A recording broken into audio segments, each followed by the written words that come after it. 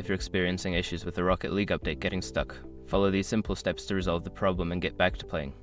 Step 1. Restart your console or PC. Shut down your gaming device completely and then turn it back on. This can help clear any temporary glitches that may be causing the update to stall. Step 2. Check your internet connection. Ensure that your internet connection is stable and working properly. You can do this by testing your connection on another device or running a speed test. Step 3. Pause and resume the update. Navigate to the update section of Rocket League and pause the update. Wait a few moments, then resume it. This can sometimes kickstart the download process. Step 4. Clear cache.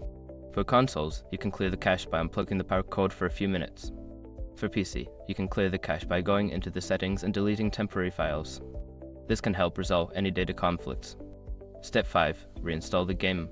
If all else fails, uninstall Rocket League and then reinstall. This will ensure that you have the latest version and can resolve any issues with corrupted files. By following these steps, you should be able to resolve the issue with the Epic getting stuck. Enjoy your gaming.